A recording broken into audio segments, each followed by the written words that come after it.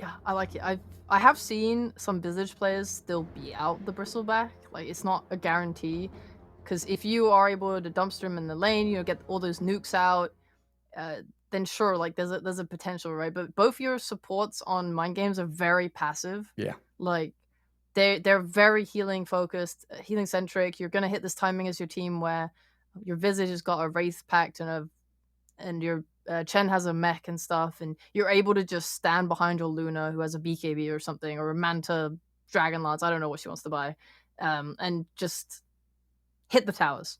Go. Can one move do anything about it? I don't know. We'll see. Yeah, I mean, Mind Games also don't really have like a Spirit Vessel buyer or anything like that. I guess Luna can Yeah. think about Skadi a little bit later on. But like maybe Aincrad with his Pango, like a Diffusal Blade, has always been one of these kind of soft counters to heroes like Bristleback. The tanky strength cores who rely on their mana pools. Once they get that burnt down, they can struggle to stick in a team fight and keep pushing out that damage. Yeah, that was definitely like a big thought of mine.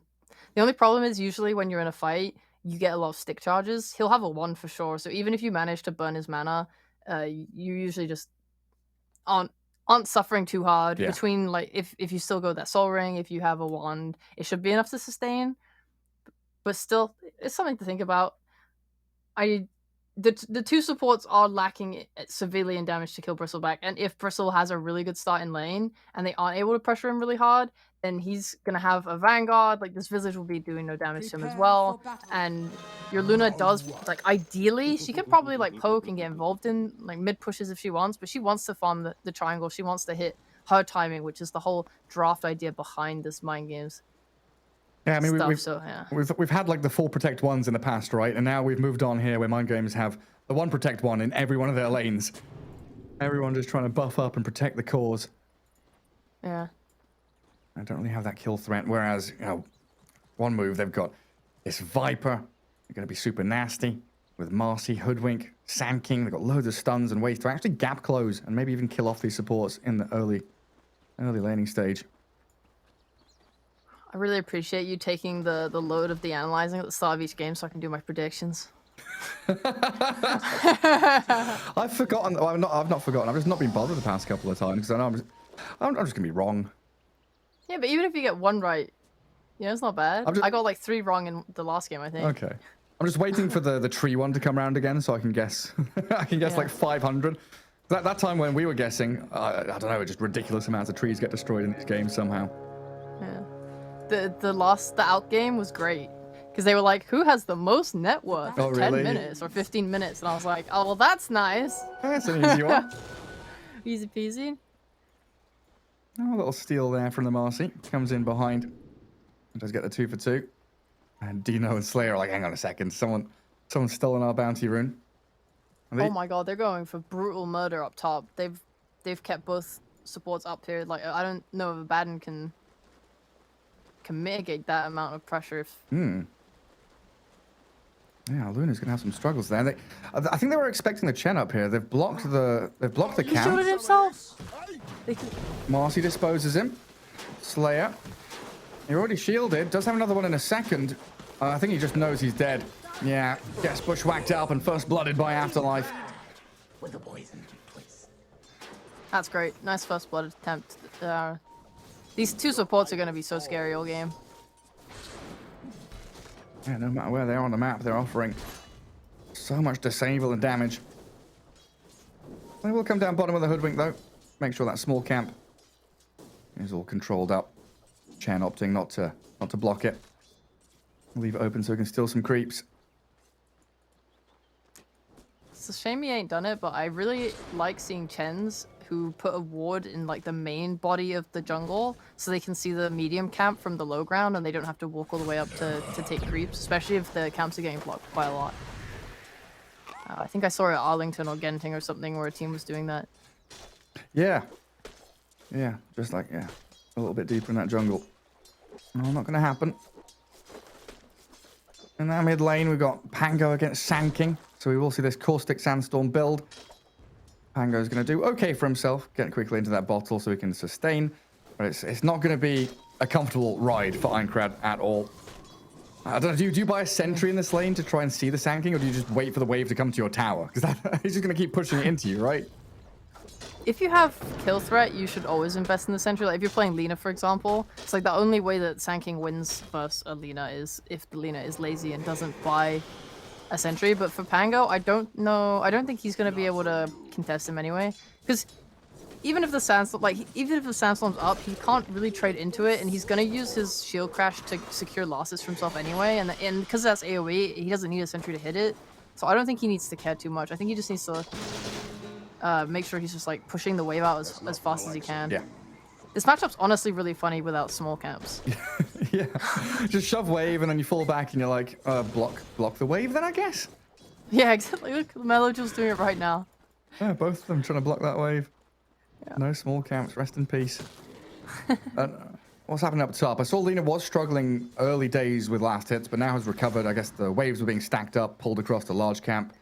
It seems like a struggle lane for the Luna. Luna. Nova. What a sell mate. Oh, they've caught the Abaddon. Slayer, shielded up, turns to try and fight, but yet again knows he's dead. It's a scary lane. This is a problem with these passive supports. If you can out-damage the heal, then... I mean, they'd lost pick this Abaddon. They knew the lane. I guess they were hoping... I guess they're just hoping to keep Luna safe, and that's like their main goal. Because he feels bad because he's like a melee hero, and if he trades into Viper or Marcy, he'll get like Tox back. He'll take a lot of harass. He can't out-damage what they would do to him, so it's hard for him to harass them. It's kind of hard for him to find his place in the lane other than just trying to keep the Luna like super topped up. I think he just has to play with her and make sure she's like safe. If you can get a pull, you can get a pull, but if you don't want to leave the Luna because then she'll just die. Yeah. Yeah, like now we see that Radiant Sentry in the small camp, and I'm just not sure if Abaddon even bothers to go and deward it. I'm keeping the pressure on that Luna.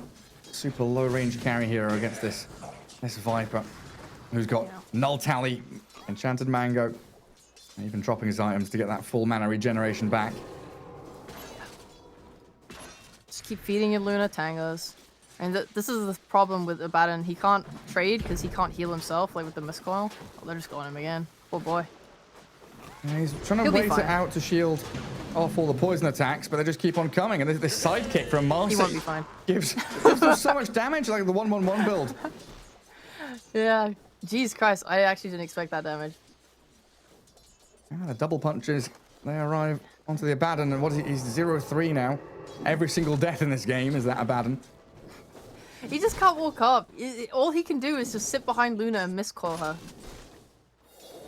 Oh, this was their last pick, right? Yeah. Well, maybe something that can do a little bit better later on in the game when people are being initiated on. Obviously, he'll have that shield to save them from sanking stuns, bushwhacks, and the good stuff like that. I don't think I've ever rated a lineup that doesn't have a support that can make plays. Yeah. Because then you're so reliant on your item timings.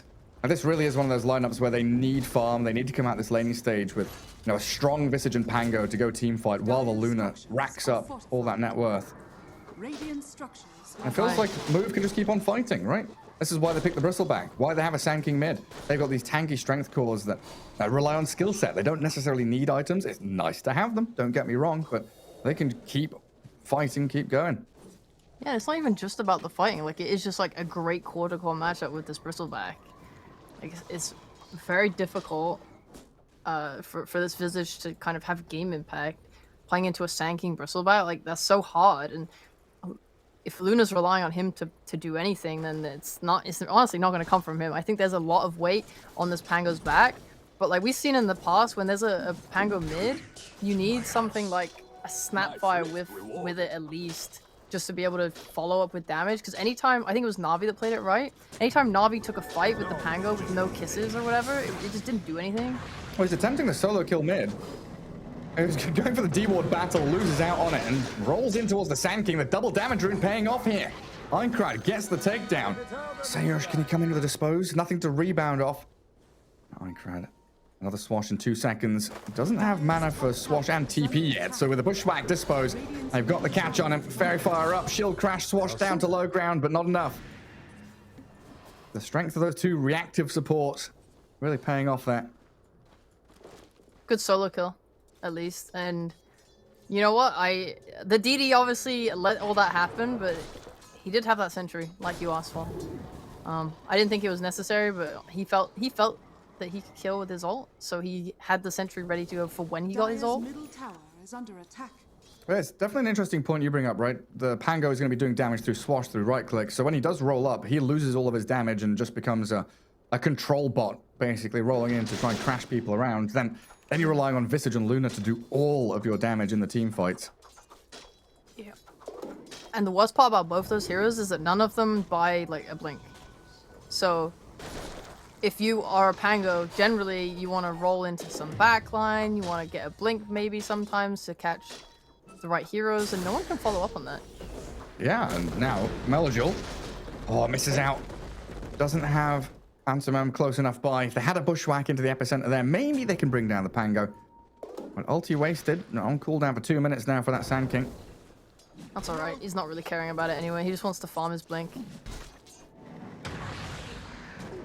It does put Pango at the top of the net worth and aiming for another kill. Getting involved. Let's go, 1300 for him. Yeah, I mean, Diffusal Blade is basically done now. It's 300 gold away from it. He's playing really, really nice. I actually really loved that he bought the sentry only for when he knew he had kill threat, and I love the fact that his supports are coming, and even though they're not aggressive, Aincrad's just outplaying people, sticking on them, taking aggressive farm away from Melojul in that jungle, forcing rotations from the Hoodwink, not giving up his life in response. Like, he's honestly making the space that we said that needed to be made. Yeah, they didn't really care about the early water runes either, right? Both supports are, again, not active. They don't really want to come and collapse on mid 2-4 minutes in. But 6 and 8 minutes, the Abaddon has made sure to try and safeguard one of these active runes to allow the Pango to have it. Got the first one, the DD, of course. Unfortunately, missed out on the second one, which the little squirrel grabbed. Losing Slayer top. We'll rotate Aincrad in here, and he's been involved in every single one of these moves for Mind Games. Luna dead, though. That's a downer for Mind Games there. Dino dropping to the poison from Afterlife in the end. It's sad. Maybe she'll move out of top now? I can't imagine she'd want to lane bot into the bristle, though. The Vanguard bristle. Yeah. You don't really want to take away your Visage's space to farm as well, though, because if there's like a couple lanes that are going well, A, it's mid, and then B, it's like Visage. So you're just gonna take mid, which makes sense. Usually you'd like to give it to a support if your carry is available to farm the jungle, if your mid can make rotations or take the hard lane. That's usually like how the setup goes. Yeah, these supports don't need levels, though, do they? Not really. Abaddon and Chen? Nah, they don't care. Just go stack Chen's some camps. chill. And build up the jungle. Luna can fall back in there when she needs to. And Chen can just farm the jungle himself. So they do have a lot of ways to gain net worth on Mind Games. Oh, nice familiar stuns. Resummons. Oh, the chain disables. BB keeping himself alive. Well, Melojul does kill off Aincrad. Back towards the mid lane. They lose the Visage bot as well. Marcy with his Unleash, killing off chain creeps. Nearly finding the Visage familiar. Courier, even. Yeah. Great kills. Hoodwink just rotated to mid, and that helped them get the kill on Aincrad. Finally putting an end to him. And now, sharpshooter after that burst strike in, not going to land. Slayer sidestepping it.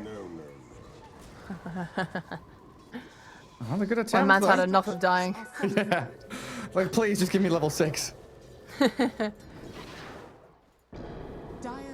Oh, that is definitely one of the strengths of their two supports, though. Abaddon and Chen, very good at breaking up high ground, giving vision, and not really caring about having spells cast on them. Hand to God. Well, that borrowed time. Aincrad down bottom, though. Onto the Bristleback, and he's completely out of mana. Soul Ring and Stick. Trying to be utilized here by Knight. But surrounded by the familiars, the Chen creeps. And that Diffusal Blade swashbuckle. Incredible damage from the Pango. Radiant's bottom tower. One man, one dream. Look at this Pango go. He's got to. Got a lot of heavy lifting to do this time. Let's have the haste rune as the Abaddon gets jumped by Sand King. The sentry's down, so they see this SK inside the Sandstorm. Even through the Hand of God, though, they can burst down the Abaddon easily. Aincrad considering continuing to fight here. It has that haste rune. Yeah, it's risky. Don't want to jump into the mind games ball. Visage is there as well. Like, Bristle's got his Vanguard, he's got his Soul Ring, he's feeling really good. He'll just go for that Ags. And sadly, there's no Ancient Stacks from though. Yeah, all been cleared out. We should kill BB here with this smoke. Find the Visage easily. Here's the epicenter, or tries to. The Familiars land. A Slayer dies up top. Unleash from Sayash down bottom, though. And BB will get pummeled into the ground. And Big Num, he's stuck around here for a second. Trying to gap close on him with another blink stun. They will find the Chen. Noljul getting on top of target after target and body blocking inside the Sandstorm. But BB, great micro on these Familiars until Marcy jumps into the middle of two of them. Ironcrad is here to clean up the mess. The punch battle between them. Come on, Marcy. Ironcrad TP'd. He spent a little bit top, just staring at Afterlife, going, "Can I kill this Viper?" No, TP. Get the kill you can, and then walk back to mid. The Viper is honestly like such an awkward hero. I've watched many teams play it now. Obviously, this hero's so popular, but the biggest problem I see most teams struggle with is just mobilizing him. I think Spirit did a really good job with him. Even though they lost quite a fair amount of Viper games, it was kind of like you either bring the fight to him where you just are very aggressive, like maybe you're playing a Tiny and you can toss back into your Viper, like you go to the enemy jungle, because that's what he's playing, right? If you've watched, if we had a heat map of Afterlife in this game, it is just this entire dire jungle. And mobilizing him is hard because he's not going Atos either. It's like his control is very lacking. He's just gone like Dragon Lance, Hurricane Pike. Usually later you'll see like some Skadi come out, and like BKB Skadi maybe, and just try and become another range carry. Yeah, that's the thing. I kind of like that transition we've seen, because it used to be, you know, Spirit Vessel or Urn into Mech, the Aura Bot Viper that we used to have, thinking about Blink Dagger after that. Having this additional core where it's Dragon Lance, Hurricane Pike, BKB, Skadi, it feels so much nicer bridging the gap into mid to late game on a hero who historically has always suffered getting out of the laning stage and doing stuff meaningful after like 15 minutes. Yeah, it's definitely, it's not the worst. It's kind of similar to Lina, right? But it's not great as for making moves. You know, we see Ironcrad busting his ass trying to do stuff. Yeah. Here we go again. They want this. Well, Hoodwink does bushwhack the Familiars, but quickly dispatched. Furry down.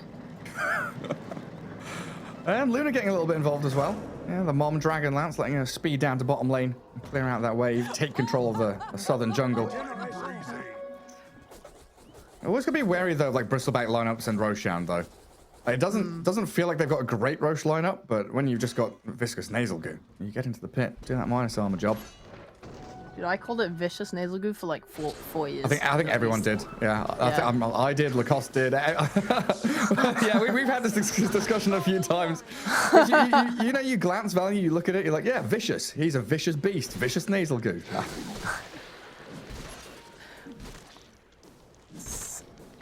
I think everyone had the same problem with the Weaver, like calling it Germinate attack, but it's not. Oh. It's Germinate. Yeah.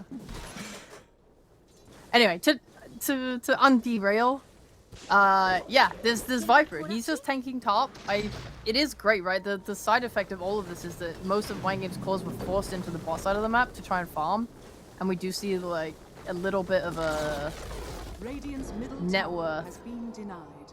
Little tiny gap, just a tiny gap. It's like Luna at the top, and then the rest of one move's cores. Getting themselves primed. This Aghanim Scepter for the Bristleback, not too far away, and he is taking control of that dire jungle, making sure that there's no Luna farming up there, and it looks like they're gathering as 5 here. They don't have too much in the way of vision to actually see past where the Bristleback is. They've got a decent observer ward that watches towards the bounty rune. And the Epi, channeled. Who did they see? They caught a glimpse of the Visage. And burst him down very quickly. There's a Panga with an arcane rune, getting in with the roll, but he doesn't have any backup arriving. He is all alone. So Ironcrad gonna have to roll away to safety. Yeah, he's fine. Afterlife has a friggin' Hurricane Pike. Like, even if that roll kept going, he's so tanky just from the stats that he's bought. And Then has a force off on top of that. This is the second time I've seen the Wraithband Null Talisman build up. Yeah, it seems pretty good. Yeah. It's like you were saying earlier, right? The the kind of Falcon Blade, Null Tally, Soul Ring, this trifecta of items. We're seeing a bit of switch up for some of these players. Even the Ring of Bassi is starting to go out of favor now to the Falcon Blade as well, it feels like. Yeah, I'm seeing Falcon Blade on every like strength heroes, agi heroes, int heroes too. Yeah. Everyone likes the Falcon Blade. Lena's big fan. Well, there's your Roshan, Bristleback with Aegis.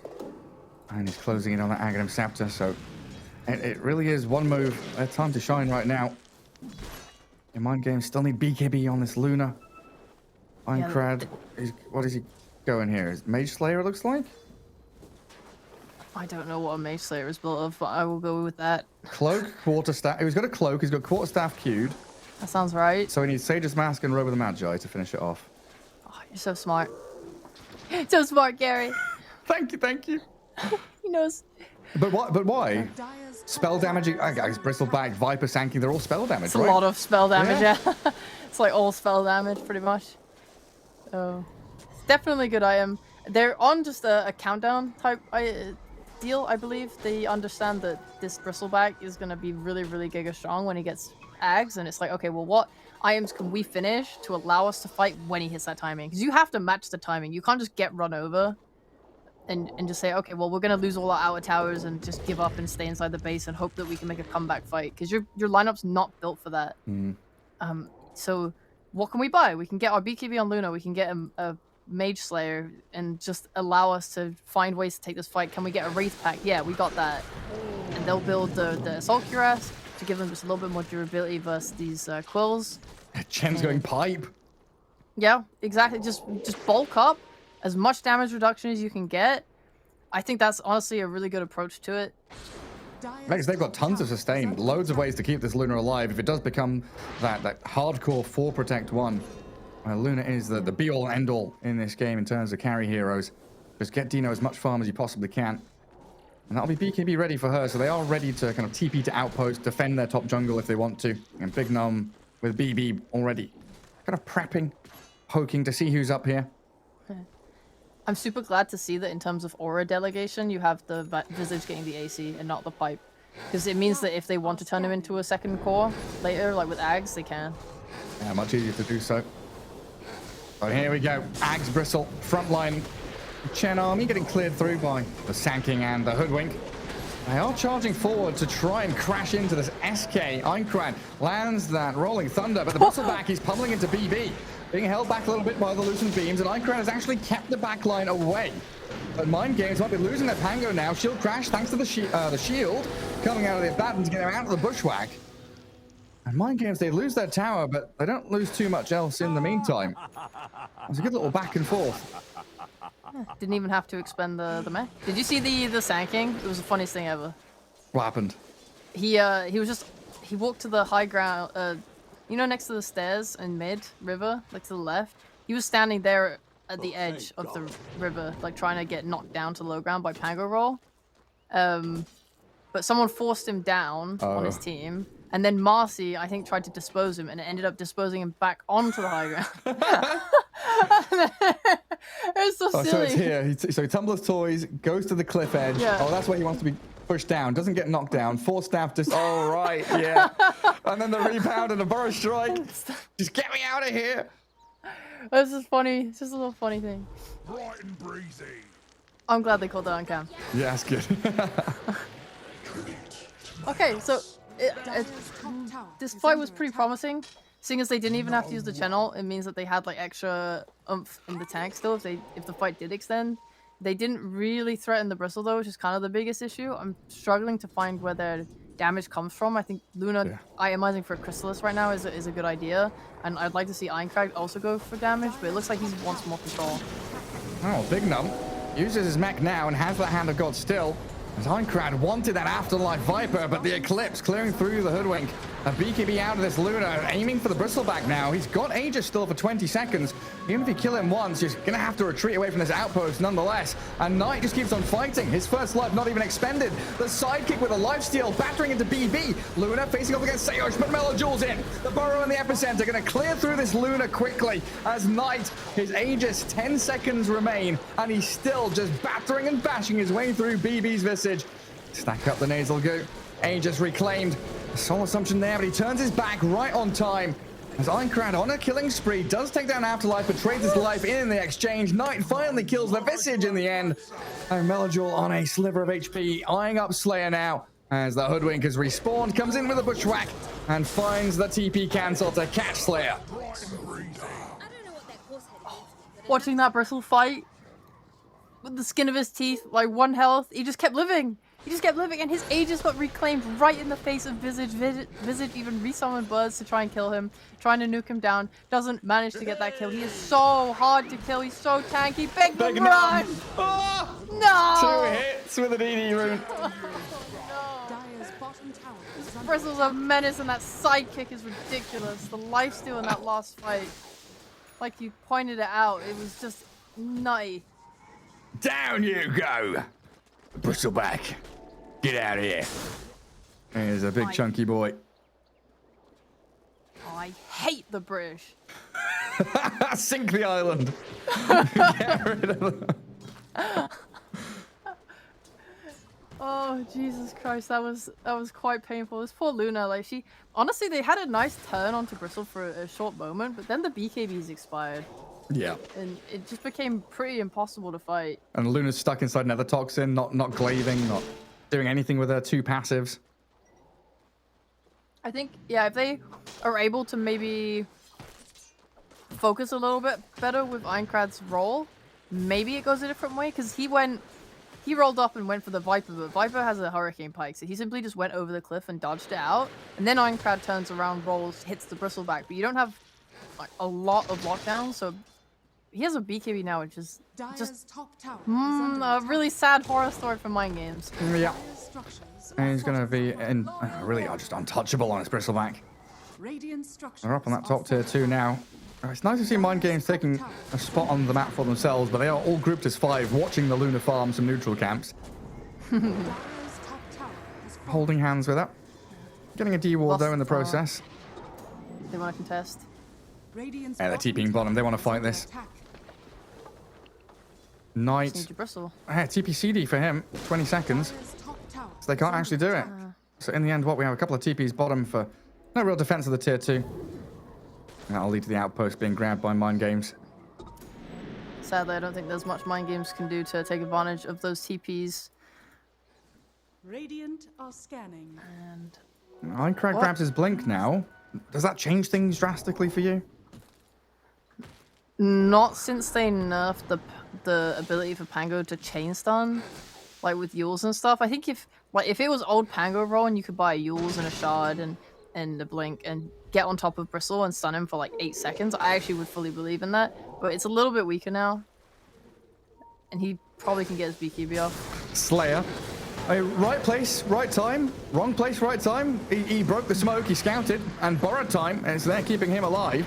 Knight still trying to stack up these nasal goos, but the Eclipse, the damage, they get the Bristle back, his back wasn't turned. And now they're onto Afterlife. Here we go, the Luna, she's scaled up, and they're ready to battle. The TP home, though. With the BKB up, allows the Viper's escape, while Aincrad chases Seosh. This poor little Marcy can't rebound off of anything. He's gonna get chased down and finished off. 1 minute for Roshan, though. If that was a faster spawn, that would be huge for Mind Games. But they've still got time here for the Radiant to respawn. My bad, Gary. I forgot as an analyst to incorporate one big thing into my thought process. What What's if that? he just simply didn't press his BKB? I forgot he had one. He had a BKB. It's 9 seconds long. You said it like 1 minute ago, and I just completely forgot, yeah. I mean, his back wasn't turned, didn't press BKB, just dies to Eclipse. Yep. Sure, okay. Let's put that into our calculations. Yes, Mind Games. Their lineup very effective if Bristle forgets to press his buttons. Correct. And now, if they lose the Hoodwink here, this is Roshan for Mind Games. Phantom Man's trying to escape. does have that shot. So the boomerang going all the way across all the Chen creeps. Right, 20 seconds for Roche as the Blink Burrow. Initiating on BB, but the Familiar's stunning through that Sand King. And maybe allowing this Vicious to actually just stone form, heal back up to full, and the high ground. Luna holds the staircase, just railing on this Bristleback with a break from the Silver Edge. They've killed him off another time, even through the BKB. Was that intentional? Bro, DD Silver Edge. That's hype. Really nice fight from them. This Stoneform Visage is awesome. If they just didn't manage to chain stun him down.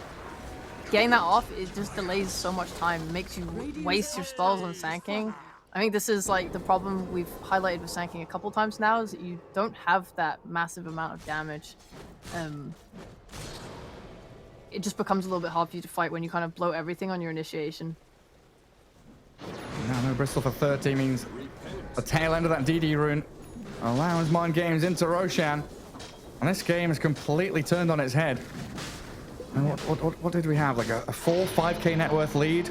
Gone across to like a 4-5k net worth lead for Mind Games. So a good, what, 8 to 10k swing.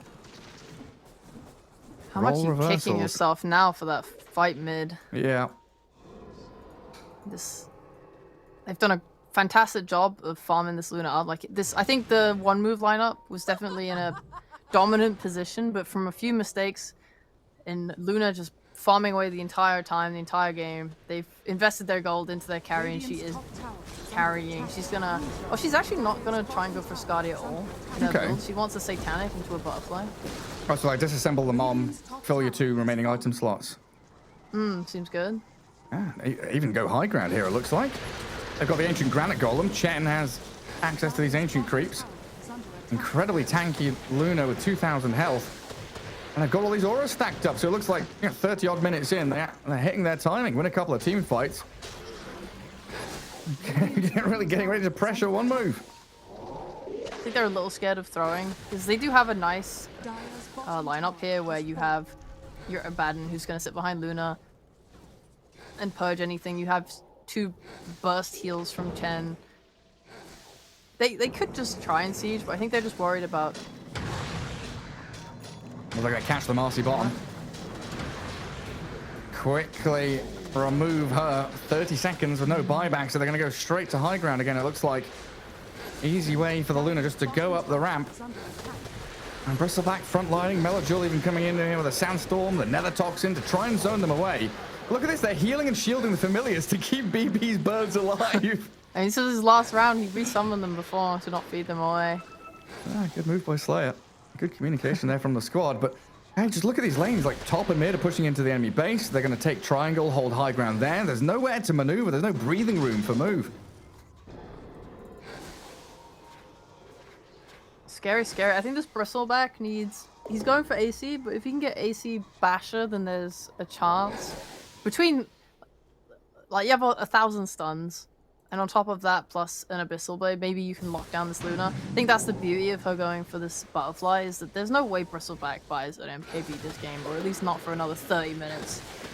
And not giving him the chance to be able to IMIs like that, to try and lock you down, to give them the space to kill you, is really good. It's going to be so much extra damage output too. I mean, the Silver Edge already is like enough for them to take down this Bristle. Oh, the smoke break from the Pango. He was holding the gem, and he gets himself away. And this is definitely one of the issues we talked about the offlane Sand King previously. You're buying this Blink, you get a BKB, but you're not really a scaling core. You are hardcore initiation magic damage. And if you're against a Luna who just pops a BKB and says, no, not stunning me, then you have some serious, serious problems. And they're pretty spread wide across this map now. Bristleback's being hunted by Luna. Melojul's going to TP away. There's a Hand of God healing up BB. Viper stacking up these poison attacks. They'll turn onto the Marcy, kill her off instead.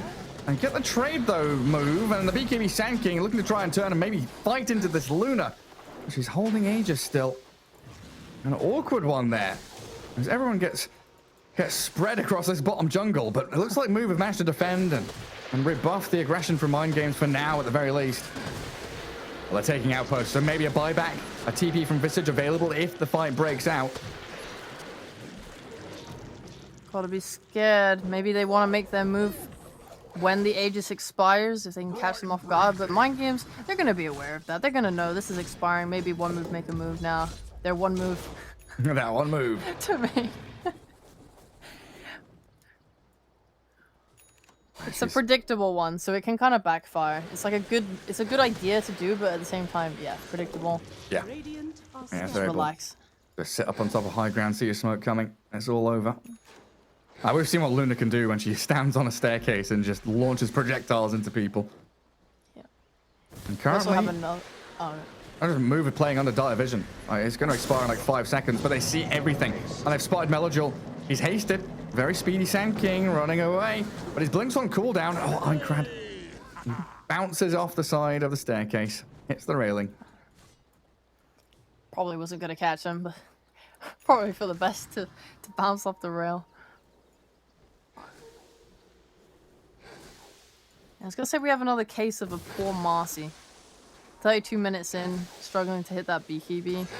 Obviously, if you can get to a space where Marcy has a BKB and a Basher, and pair that with a Basher Bristleback too, pair that with your stuns in general, then yes, you can kill Luna, especially if she doesn't build more health and, you know, she's got like in the form of a Skadi and she's going for something like Butterfly.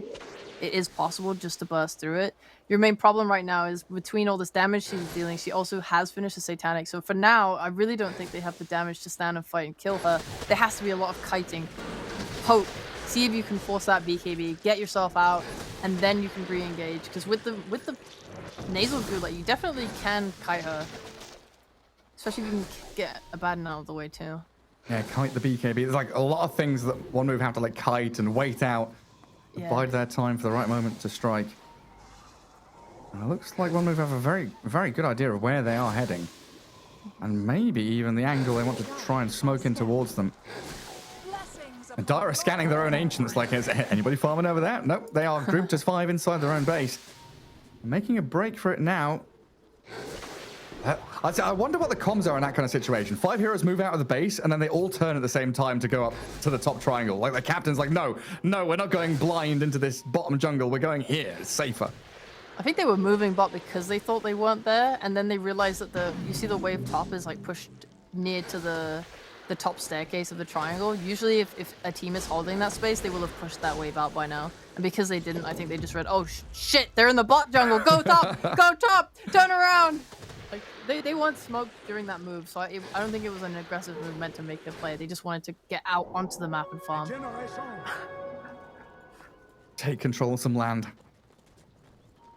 Yeah. Get what you can. Please. A couple of neutral camps, please. Anything. Yeah, you gotta forego your buyback and just try and get as many items as you can so you can fight. Like, Bristol's bringing his AC out now. I think we're nearly close to this Marcy BKB, which could be big. I mean, it's scary. Luna's kind of tearing through everyone with her glaives, but whatever, man. Can't factor that in. Gotta be brave. Gotta go in. Yeah. Afterlife as well. We saw what happens when people don't press their BKB. You know, Bristle did it 10 minutes ago. If Luna doesn't press her BKB, could get Blink burrowed, battered down by Bristle. There's lots of bees in this game. There's birds, there's BB, there's Bristle. We're gonna have bashers soon. There's Bango, Babadon. Bushwhack. I'll give you a real one. Love Hoodwink.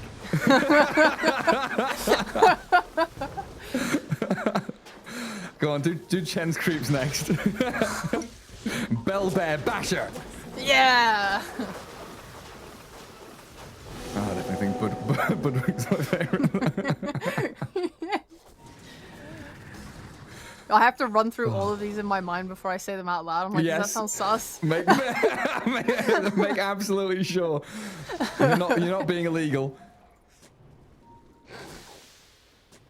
What's that? 1 minute for Roche. The biggest slur of all, the British. Well, no, you said it incorrectly. British. There we go. Sorry, my friend. Don't enunciate the T. My bad. Oh, nice little D-ward. That was a sneaky observer. And Roshan in 30. Dire have the vision. Radiant have the scan. Everybody knows what's going on, so we have the dance around the pit. Dance around the pit. One on the high ground. Yeah, move all smoked up. Do not ward the high ground and give away your position. Actually, they don't have a sentry. It's fine.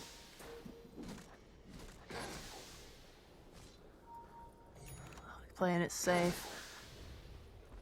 Mind games. They want to make that move. They just want to get in there with the Pango roll and run Luna in with her BKB. Satanic, she should be completely fine. Meanwhile, one move. I think they need to... God, I don't even know who they can start on. The problem is whoever you start on just gets saved by Abaddon. Yeah. And like Pango has Lincoln, so he can't even be jumped. So if Aincrad's the one showing, that's perfect for mind games. Viper trying to frontline. The Lucent Beam into roll. The drums popped, the crash back in, the Viper blown up. Buyback's available, but that was a very quick kill. And Mind Games into the Roche Pit now as Aincrad tries to deward. He does get the Observer. As they're inside the pit, and Bristleback just face tanking a ton of damage there. Holding onto his BKB for the right moment, needs this Viper to arrive to really force the team fight. So Chuck spells in, Goo, Bushwhack, Epicenter Blink, Burrow onto 2, but the Abaddon has his ulti in the hand of God 2. Dino turns and fights. He's still got Satanic ready to rip into these heroes, but he's inside the Nether Toxin. When BKB wears out, he could have some problems. Soul Assumptions flying into the Bristle. He's got Mage Slayer on him, but another Burrow there, catching the 2 of them. Melojoul reinitiates, the heals, the Luna, she's still alive, finally brought down. But they've got this Visage, caught up with the Bushwhack, Pantomime and Afterlife, forcing Mind Games back. Luna does buyback. They want to return to the Roche Pit again, and Afterlife, potential dieback for him, but Melojoul, another big burrow from him. The Sand King owning these team fights, clearing through them, but he's going to lose his own life. Dead for 100 seconds, and unfortunately for them, Knight is low HP, low mana, and Aincrad has another Rolling Thunder to crash into the Hoodwink, find the Viper in the back lines, and Dino, his buyback will pay off dividends. A big-time victory in the end, a triple for Luna and Roshan for them. Classic Dire advantage. TP to your outpost. Rejoining the fight. What? Disgusting. Anyway, yeah, it's rough. It's rough. I think Mind Games made the right choice committing their buybacks. It's a little scary, but Luna secures herself the Aegis, so she has 2 lives anyway. And you saw how hard it was for one move to take her down. Like, there was so many engagements, re-engagements onto her, trying to control her through a Satanic, and just like hitting and hitting with multiple heroes, and just, it was so hard to bring her down. And you've committed buybacks, sure, on Mind Games, but you've also committed buybacks on one move. So now all Mind Games need to do is just get those hero kills, or even just walk up and force the issue, and one move is scared. They don't want to lose their heroes. I mean, they have Bristle. They have 2 lives on Bristle. Yeah. That's kind of most of it. There's a DD on this Luna right now. Yeah. And Aincrad, he's in on the Hoodwink. Little roll up. Still has the Rolling Thunder. And how quickly these buildings crumble. Oh my god. There's an earthquake shredding through the Radiant base. She's still got DD for like 5 more seconds. Yeah, onto the tier 3 top we go. Assault Cuirass, Wraith Pact. Radiant's top tower is under attack. I got this Lunar Blessing stacking up tons of damage. What is the Rolling Thunder?